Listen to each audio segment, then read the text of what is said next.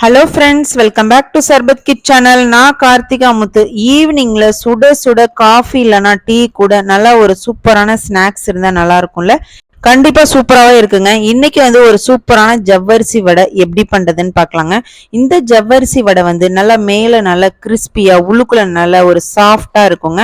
இந்த ஜவ்வரிசி வடை கூட நல்லா கார சட்னி இல்லைனா டொமேட்டோ கெச்சப் வச்சு சாப்பிடும்போது டேஸ்ட் அட்டகாசமா இருக்குங்க. இப்போ வாங்க ஒரு சூப்பரான ஜவ்வரிசி வடை எப்படி பண்றதுன்னு பார்க்கலாம்.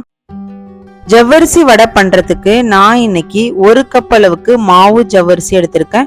இதை தண்ணியில ஒரு 2 to 3 மணி நேரம் ஊற வச்சுக்கலாங்க.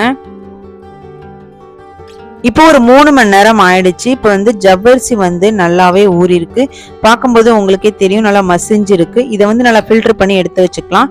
நெக்ஸ்ட் அடுப்பை பற்ற வச்சு ஒரு பேன் போட்டுக்கோங்க. அதில் 2 டேபிள் ஸ்பூன் அளவுக்கு வேர்க்கடலை பச்சையாக எடுத்துருக்கேங்க. ஸோ இதை நல்லா வறுத்து எடுத்துக்கலாம்.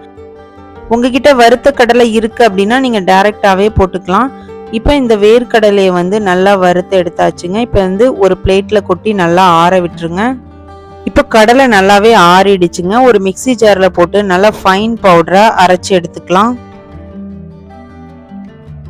இப்போ நமக்கு வேர்க்கடலை பவுடர் செம்மையா ரெடி ஆயிட்டுங்க. இப்போ வாங்க ஜவ்வரிசி வடை ரெடி பண்ணிக்கலாம். இப்போ ஒரு மிக்சிங் பவுல் எடுத்துக்கோங்க. அதுல நம்ம வடிகட்டி வச்சிருந்த ஜவ்வரிசியை சேர்த்துக்கலாம். இது கூடவே 2 பெரிய வெங்காயத்தை நல்லா சின்னதா கட் பண்ணி போட்டுக்கோங்க. நெக்ஸ்ட் இஞ்சி பச்சை மிளகாலாம் நல்லா சின்னதா கட் பண்ணி போட்டுக்கோங்க. இது கூடவே கருவேப்பிலை கொத்தமல்லியையும் நல்லா சின்னதா கட் பண்ணி போட்டுக்கோங்க. 2 to 3 மில்க் பிரெட் எடுத்திருக்கேங்க. இதை தண்ணியில நனைச்சிட்டு நல்லா புழிஞ்சிட்டு அந்த ஜவ்வரிசி கூடயே சேர்த்துக்கோங்க. இந்த மாதிரி பிரெட்டை சேர்த்து பண்ணும் பொழுது நல்லா மொறு மொறுப்பா டேஸ்டா அந்த வடை சூப்பரா இருக்குங்க.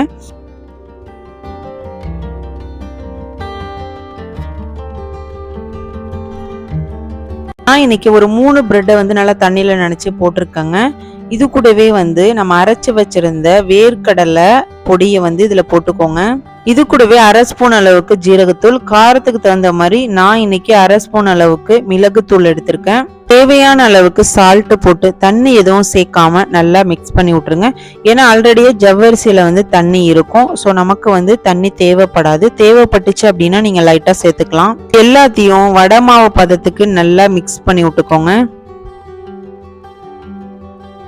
இப்போ நமக்கு ஜவ்வரிசி வடை மாவு சூப்பரா ரெடி ஆயிட்டுங்க. இதை தண்ணியில கையை நனைச்சிட்டு சிறு சிறு உருண்டைகளா சின்ன சின்ன வடையா தட்டிக்கலாங்க. நான் இன்னைக்கு இது போல எல்லா வடைகளையும் தட்டி எடுத்து வச்சிருக்கேங்க. இப்போ அடுப்பு பற்ற வச்சு ஒரு பேனை போட்டுக்கோங்க. அதுல தேவையான அளவுக்கு எண்ணெயை ஊற்றி எண்ணெய் நல்லா சூடு வந்ததுக்கு அப்புறம் நம்ம ரெடி பண்ணி வச்சிருந்த ஜவ்வரிசி உருண்டைகளை ஒன்று ஒன்றா அந்த எண்ணெயில போட்டுக்கோங்க.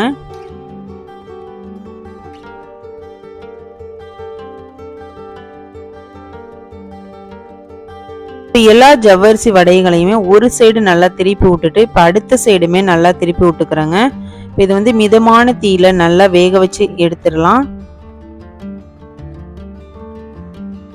2 சைடுமே ஜவ்வரிசி வடை சூப்பரா வெந்துருச்சுங்க. பார்க்கும்போது உங்களுக்கே தெரியும். இப்ப இது எல்லாத்தையுமே ஒரு பிளேட்ல எடுத்து வச்சுக்கலாம்.